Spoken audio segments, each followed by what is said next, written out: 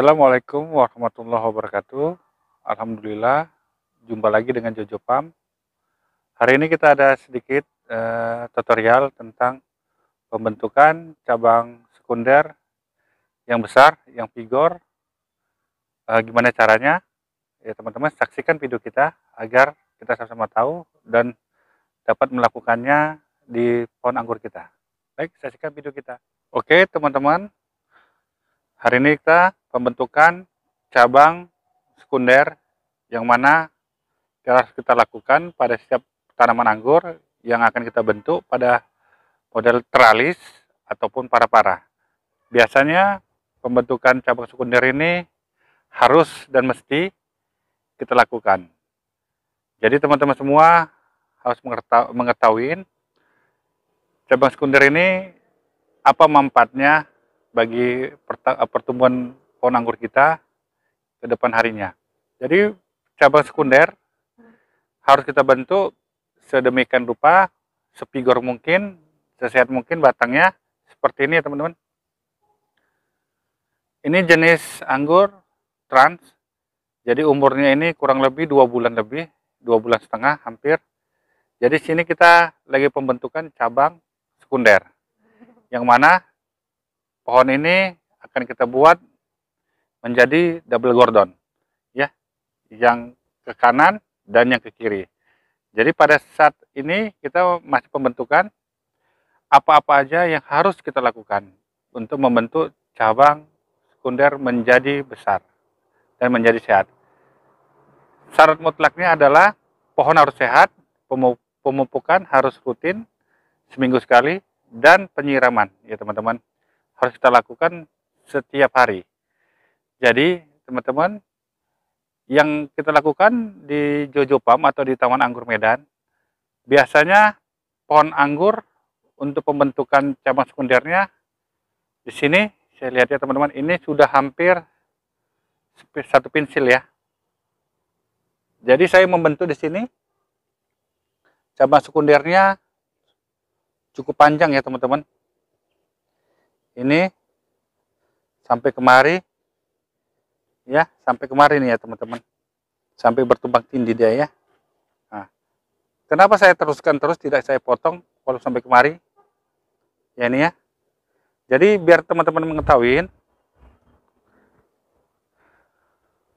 untuk membuat cabang sekunder yang besar dan bagus dan hasilnya akan membawa buah pada saat nanti kita pembentukan cabang tersiernya, kita harus membuat cabang sekunder ini sepanjang mungkin ya. Tapi kita akan membuat cabang sekunder pembuahan sependek mungkin atau semaksimalnya 2 meter.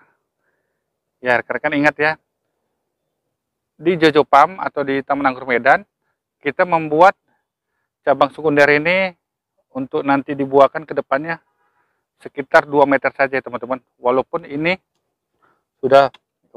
ya teman-teman, sudah sampai 3 meter ya. Jadi perhitungannya seperti ini teman-teman ya. Kenapa kita panjangkan? Agar batang yang akan kita jadikan sekunder ini menjadi besar. Biarkan dia panjang terus, panjang sepanjang-panjangnya sampai batas di mana kita udah cukup untuk batang sekunder yang kita buat untuk penopang tersier ya. Ngerti ya teman-teman? Dengan cara seperti ini. Kita buat panjang terus, tapi di sini kita matikan semua cabang-cabang yang namakan cabang air ya, atau tunas air ya teman-teman. Kenapa seperti itu? Karena pertumbuhan tunas air itu tidak merata dan akan banyak menyerap nutrisi seperti ini. Ini tunas air semua ya teman-teman. Nah seperti ini tunas air, ini tunas air, ini tunas air ya, ini juga. Jadi di sini nanti ini caranya supaya vigor, kita pangkas seperti ini teman-teman. Kita di sini menggunakan hanya seperti ini teman-teman. Kita dekatkan aja biar teman-teman, maaf ya goyang teman-teman. Jadi biar tahu di sini kita buang, kita tinggalkan satu daun. Sama ini teman-teman, tinggalkan satu daun seperti ini. Oke teman-teman, ya, kita buang, kita tinggalkan satu daun ya teman-teman, tunas airnya. Mengapa seperti itu? Agar pertumbuhan untuk batang sekundernya menjadi sehat dan menjadi vigor, dan nutrisi itu tidak terserap pada cabang tersier. Itu makanya fungsinya teman-teman, atau disebut juga axil break ya teman-teman. Ya, kita buang seperti ini teman-teman semua, agar nanti tunas airnya tidak tumbuh. Ini teman-teman, kayak ini kan sudah cukup banyak memakan nutrisi ya teman-teman, tidak ada gunanya pada saat ini. Ya, kita buang semua teman-teman, seperti ini kita buang. Jangan takut teman-teman, jangan ragu, kita buang semua ya. Jadi teman-teman tahu dan tidak bingung mengapa kita tidak memakai tunas air, tidak ya, untuk pembuahan. Jadi nanti saya jelaskan lagi. Kita buang semua teman-teman. Jadi dari sini, ini kan udah ketemu ya teman-teman sama anggur kita, anggur Tran yang tadi sana Jupiter.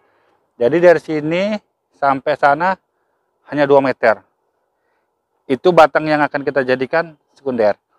Dan sisanya yang sampai ke sana, yang ini tadi, ini teman-teman, ini akan kita buang. Jadi pada saat kita potong nanti di sini, di 2 meter, ini batang sudah menjadi besar. Ya, karena pucuknya di ujung sana. Ya, ini sudah menjadi besar dan sudah menjadi kayu. Ya, tidak batang hijau lagi. Seperti ini sudah mulai menjadi kayu ya, udah mulai kemerahan ya teman-teman, kecoklatan. Tapi yang ujung sana tadi, ujungnya ini masih warna hijau. Ini nggak kita pakai. Kita pakai hanya di sini nanti. Oke. Manfaatnya ya teman-teman, saya jelasin kenapa kita menggunakan, kita buang nih tunas airnya semua dan kita gunakan nanti untuk pembuahan tunas bud. Ya. Untuk pembuahan yang ada di Taman Anggur Medan, ya kita sambil cerita ya teman-teman. Ini sambil kita buang.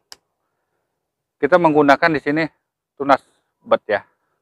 Tunas bud ini adalah tunas yang tumbuh dari ketiak batang sekunder ya. Ingat ya teman-teman, jangan salah. Jadi teman-teman, manfaatnya dan yang pernah kita lihat pembuahan, kita pernah melakukan pembuahan di cabang yang namanya tunas air, hasilnya kurang maksimal ya teman-teman. Ini sulurnya kita buang aja teman-teman semua. Ini sulurnya kita buang aja semua sulurnya teman-teman. Ini kita buang aja. Kelebihan yang saya bilang dari kelebihan tunas bud untuk pembuahan adalah batang tunas bud itu pasti jauh lebih besar nanti hasilnya daripada tunas air. Satu. Yang kedua, pada saat tunas bud dibesarkan, tunas bud itu lebih cepat meratanya, besar batangnya hampir sama, seragam dibanding dengan pertumbuhan tunas air. Karena tunas air biasanya dia ada yang besar, ada yang kecil ya teman-teman, ada yang vigor, ada yang tidak. Kenapa? Karena pucuknya masih muda ya teman-teman. Tunas air itu tumbuhnya mengikuti batang, tapi kalau tunas bud mengikuti selera kita. Ya. Dan ngerti ya teman-teman? Tunas bud itu tumbuhnya kita yang setting, kita yang memprogram. Jadi kita suka hati kita membuatnya seperti apa. Kalau tunas air kita tidak membutuhkan, tapi dia tumbuh ya teman-teman. Nah, jadi teman-teman ngerti ya, jangan salah. Jadi nanti kalau misalnya ada yang bertanya kayak kemarin, apa beda tunas bud sama tunas air, sudah terjawab ya teman-teman.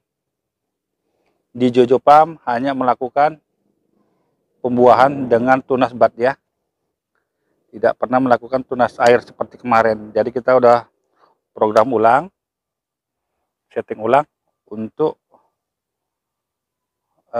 pembuahan. Ini kita rapikan dulu ya teman-teman semua. Jadi teman-teman sudah tahu semua mengapa tunas air kita buang semua di sini. Ini karena kita sisakan, jangan kita buang total ya teman-teman. Kita sisakan satu daun karena itu nanti menghilangkan nutrisinya ya, atau dapurnya di situ ya teman-teman. Kita buang. Ini kita biarkan panjang yang belah sini. Panjang kurang lebih 1,5 meter aja. Nah, baru nanti kita setting pembentukan tersiernya. Oke rekan-rekan, sudah tahu ya mengapa tunas air itu kita buang, dan mengapa pada batang sekunder ini harus besar dan harus vigor. Jadi tadi udah manfaatnya kita jelasin, dan fungsinya batang sekunder ini akan menjadi besar apabila kita telah membuang tadi ya tunas air dan membesarkannya dengan baik ya. Jadi jangan ada lagi teman-teman yang salah, yang bingung. Jadi perhitungannya 2 meter yang kita harapkan untuk menjadi batang sekunder, dan sisanya 2 meter atau 3 meter, totalnya 5 meter ya, kita buang. Kita buatkan 5 meter, kita buang 3 meter ya teman-teman. Jadi batang yang 2 meter ke belakang itu jauh lebih besar dan jauh lebih vigor. Dan batang itu pasti akan membawa buah yang banyak. Oke? Jadi teman-teman sudah tahu semua.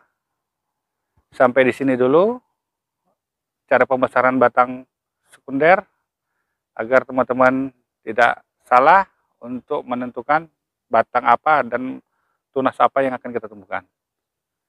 Oke, jangan lupa teman-teman saksikan terus video dari Taman Anggur Medan, Jojo Pam ya. Wabillahi taufiq wal hidayah. Wassalamualaikum warahmatullahi wabarakatuh.